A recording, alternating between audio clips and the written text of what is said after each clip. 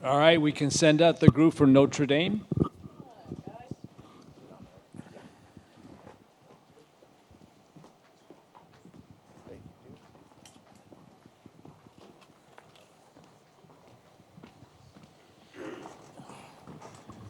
So in college sports, there's no more legendary name than the University of Notre Dame, the Fighting Irish. And this perennial college football power is also tackling NFTs. So please welcome from the University of Notre Dame, Mario Morris, who is the Executive Deputy Athletic Director, Claire VeNard, who is the Assistant Athletics Director, Patrick Nowlin, who's the Senior Associate Athletic Director of Business Innovation and Revenue Generation. That's the title I want.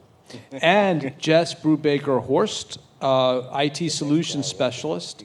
And our panel is University Athletics and NFTs. So starting with you, Mario, NFTs, obviously a new frontier for college athletics.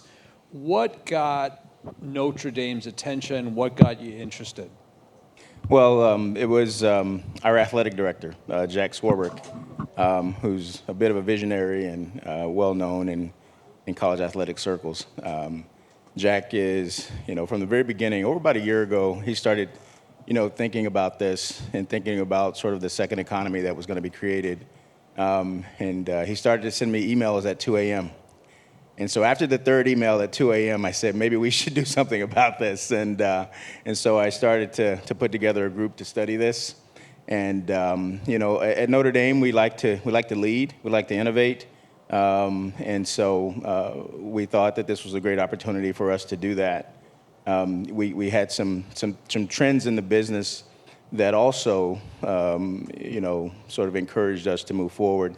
During the pandemic, in-venue attendance, was virtually zero. And so we learned at that time a couple of things, that we needed to diversify our revenue streams and that we needed to engage fans across the nation, those that weren't going to be in attendance for our venues. The other thing that came along was name, image, and likeness. It was an opportunity for our student athletes to earn or compensation for use of the name, image, and likeness. And we thought that there probably were some solutions here that we could provide them to take advantage of that. So when you get those emails at 2 o'clock or 3 o'clock in the morning, and you get a couple of them, and you say, we gotta put together a plan here. So what goes, and on something like this, how do you do it? Why these three people? What? Yeah. Well, yeah, that's a great question. As we thought about sort of how we put this together, I wanted to bring together a cross-section of the department. We started to look for companies that we could learn from, that we could potentially partner with. And so we started having some discussions with a local company. And the more that we learned, we quickly realized that we didn't know anything, and we needed to really pivot. We learned that there was just so many roles and so many functions when it came to this. And so instead of, trying to launch something really quickly, we turned internal and said, hey, what do we really want out of this, right? How can we bring this into our ecosystem so it's not just, this one drop, it's a part of sort of who we are. And so we got together and started talking about sort of what are the initiatives that we want to accomplish. And so we started from there. And just bring it across again, Jack had the initial idea. My job is to sort of frame it up and get the talent in place and then get out of the way. So, Jess, you got this incredibly famous name, influential in college sports. You have all this IP, you have these famous teams. But, from a technology standpoint, NFTs are not what Notre Dame or university does. Where do you even get started on something like this? Yeah, that was definitely something where I got brought into the project a little bit later, and I had to come up to speed really fast. So for the last 8 months, NFTs have been my life. I had some familiarity with prior blockchain, things like that, but I hadn't really dug into the industry. So really digging in and understanding the lay of the land, not just in the general industry, but also understanding specifically what's happening in the sports industry with NFTs. And especially when we started, that was still so new, and with collegiate athletics especially, and the NIL space. So really digging into that and kind of keeping abreast and watching as that changes and develops. I mean, my perspective is also Notre Dame's a special place. It has a certain kind of reputation. It has a brand for certain things. So, like, there's a lot of attention going to be focused on anything new that you would do like this, right? Yeah, we know that we have to get it right, and we have to get it right the first time because we've got eyes on us, and we are going to get press, whether it's positive press or negative press. And like Mario said, we like to be excellent at everything we do, and so that's really guided us and why we took the time to reassess, because we wanted to stop and think about how do we go beyond what we were seeing in the athletic space at the time, which was very focused on kind of these digital baseball card sort of style initial drops. How do we go beyond that and see the future and really utilize this amazing technology to its full extent? So Claire, like, if this is a sort of technology earthquake, a full-fledged earthquake is name, image, and likeness, and that really began in earnest, coming up on a year, July 1st, 2021, and I remember a year ago, this is sort of the countdown. Well, was there going to be a plan? What was the Supreme Court going to say? And what we kind of got is, if not chaos, something not dissimilar, where every state has a different, the state of Indiana has a different set of rules from Texas. Notre Dame is an independent in football, but you play hockey in the Big Ten, you play the rest of the sports in the ACC. Again, similar question, like, where do you even get started when it's July 1st and this is the new set of rules and you have all of these student athletes? Yeah, it's a really good question. And one of the things that's made NIL, which is fundamentally a really good thing, right? NIL is the opportunity that college athletes had for the first time to commercialize their name, image, and likeness like any other professional athlete or celebrity has always had.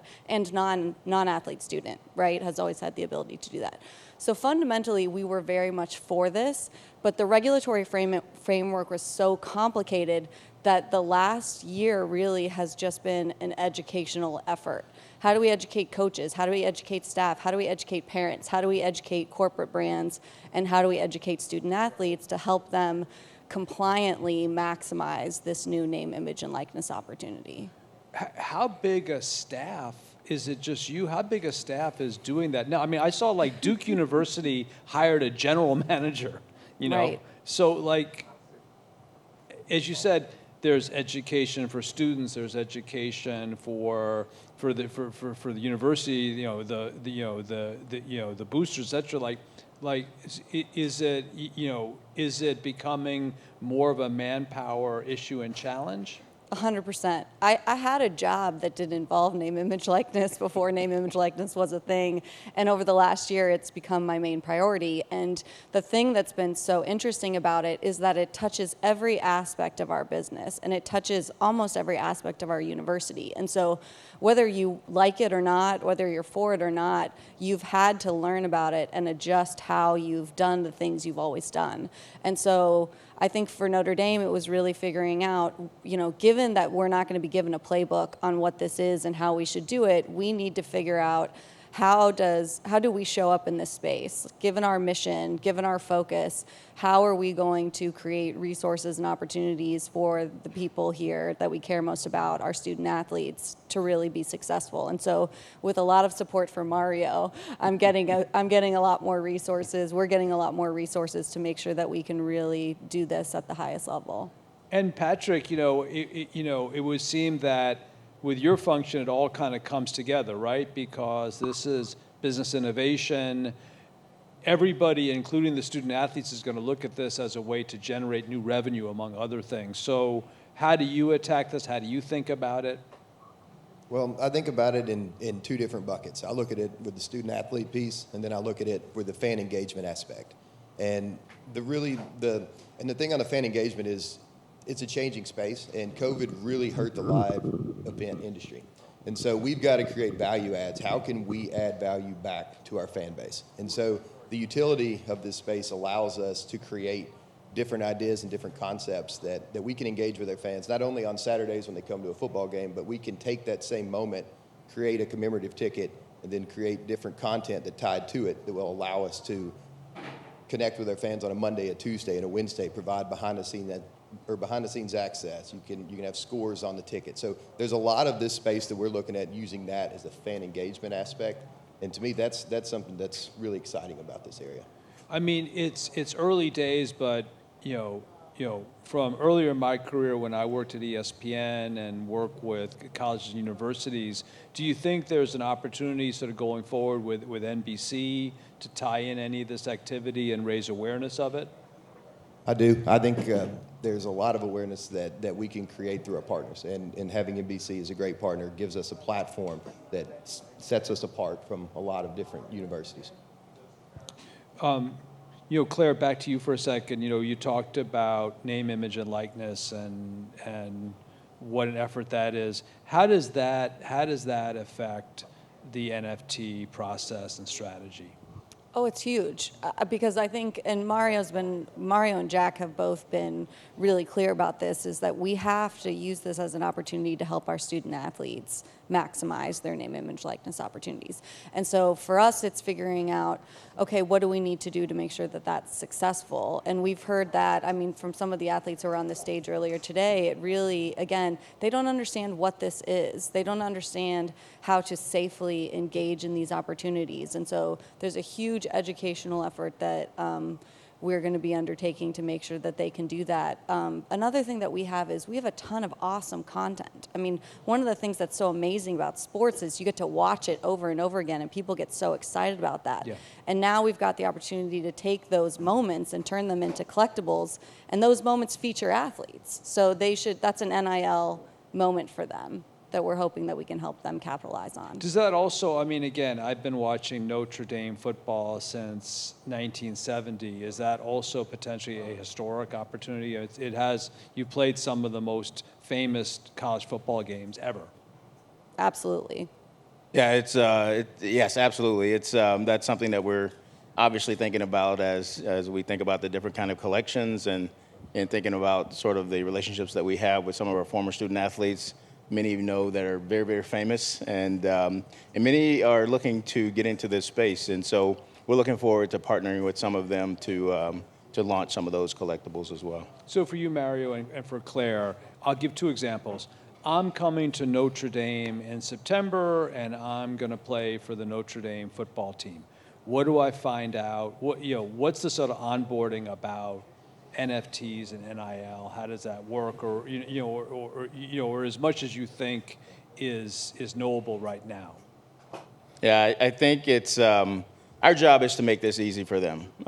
We've had some focus groups that have included student athletes, and the one thing that we know that we need to do at Notre Dame is make it really easy for them, because they focus on their academics and they focus on their athletics and their other pursuits. And so we want to partner with someone that's going to help bring in the technology to make it really easy for them, and we will make it a part of their sort of initial education.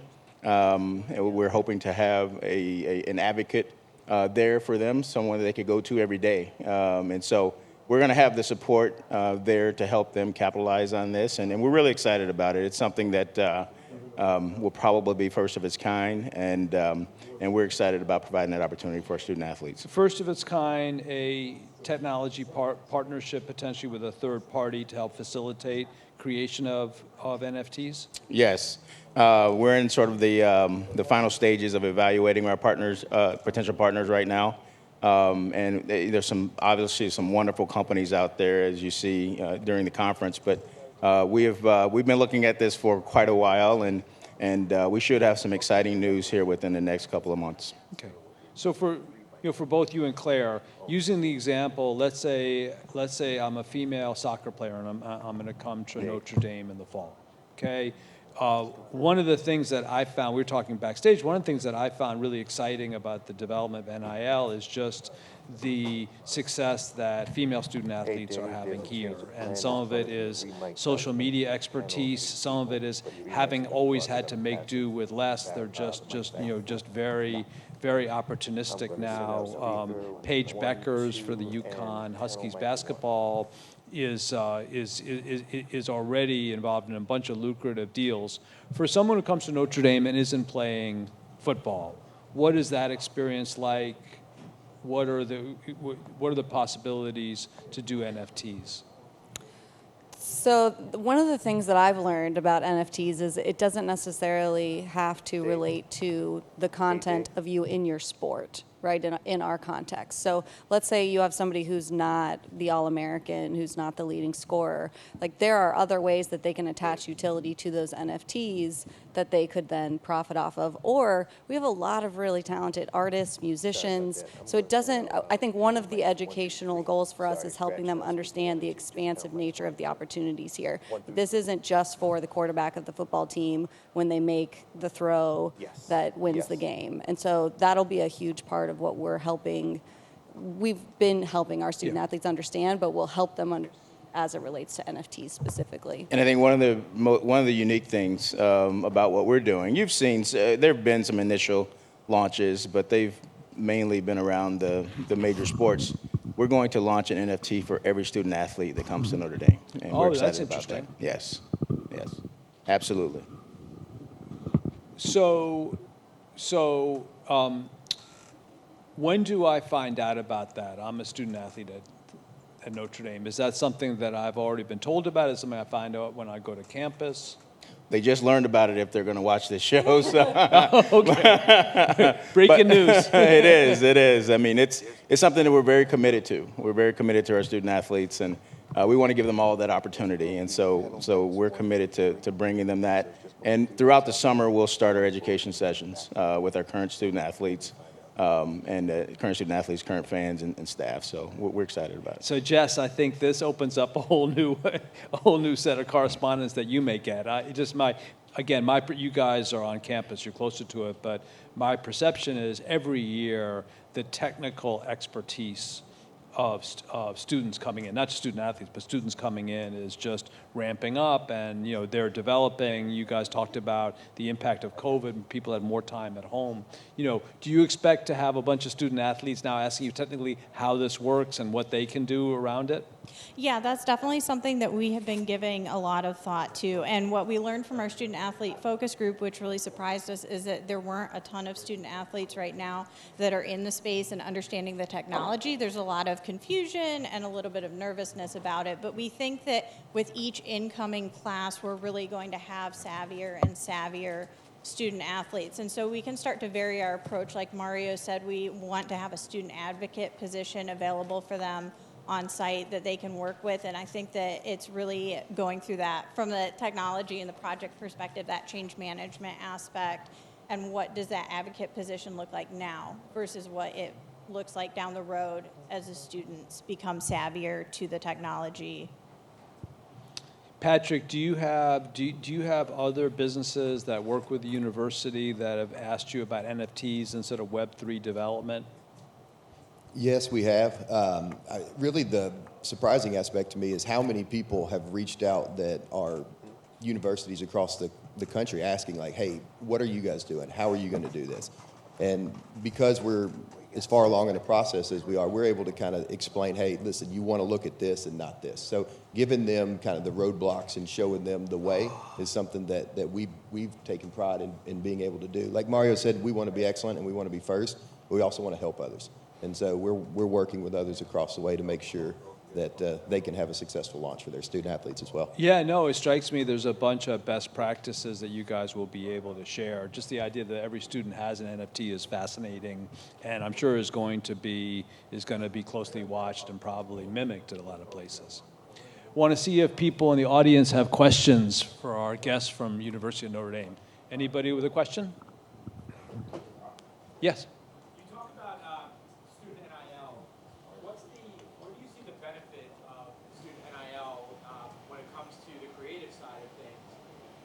Because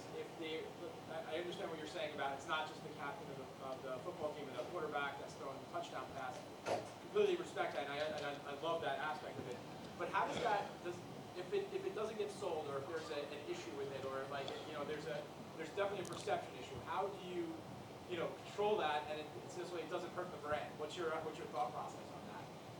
Well, one of the things that we try to do at Notre Dame is we try to help our student athletes build their brand already, right? And so a few years ago, we made the move to change over our what used to be called the Athletic Communications Department into Fighting Irish Media. And they produce content for the student athletes, right? And the student athletes already publish this content, right? So we're helping them to build their brand, and we're teaching them on sort of how student athletes that have come before them have built their brand at Notre Dame, whether they go into professional sports or whether they become, doctors or lawyers. You can build your brand at Notre Dame, and this is a part of that, right? It's not just a revenue generation play. It's much more expansive than that, right? We can help them build their brand. Like Claire said, they're much more than student athletes, right? And so they're going to be able to communicate that to large, vast amounts of people. I love that answer. I think that's a great answer because I think that what you see now in the college space is that it looks like a money grab, right? Yeah. And there's, the long tail thinking of that, I think is a very unique way of operating because you've seen it so many times before where, all these deals are happening and then people are trying to unwind them right now. Other questions? Go ahead.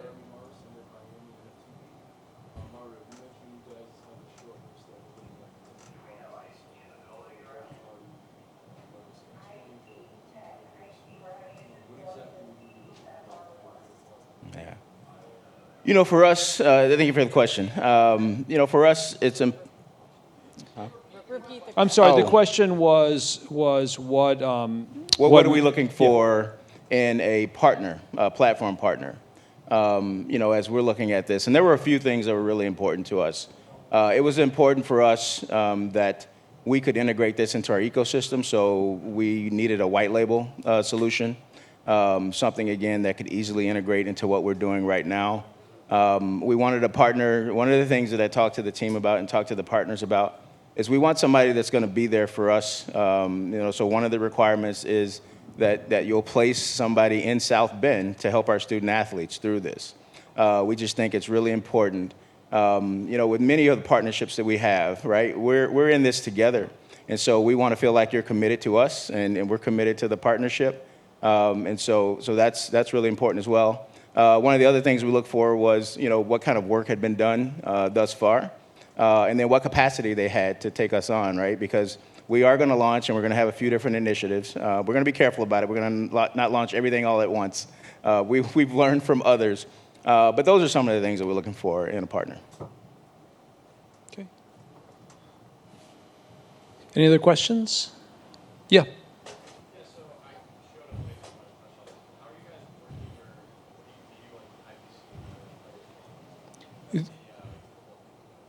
Can you just repeat the question a little bit louder, sir? Yeah, sorry, you might have touched on this earlier. I want to the Irish Players Club, how they're doing NFTs, and are you guys working with them, or is it the competitor, or how's that?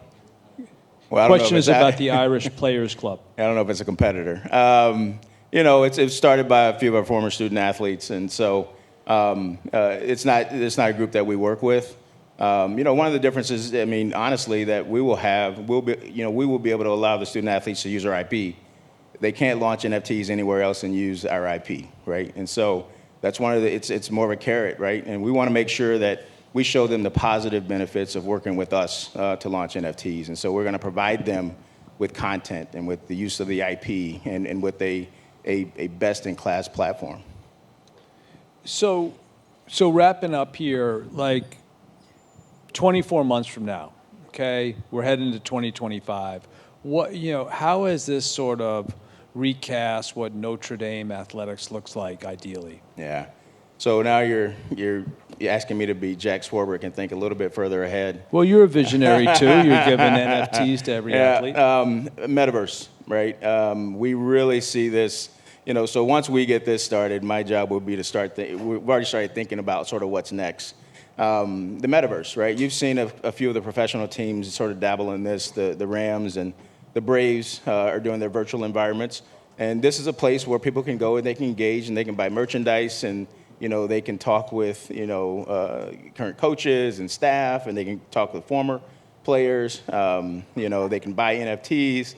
They can buy experiences. It's just a way for people to engage in a different way. And so we're already looking for, in our partner, we're also looking for someone that can help us transition into the metaverse. And that's something that we're committed to as well. So thank you guys all for coming. It's a super exciting launch at the top of college athletics. I'm sure it's going to be a busy and challenging year, but it seems like you guys are thinking about every angle of this, and we'll be looking forward to see the selection of the third party and the progress that comes this fall in South Bend. Thank you. Thank you. Thank you. Thank you. Panel, 1 hour. Okay. Where are we going here?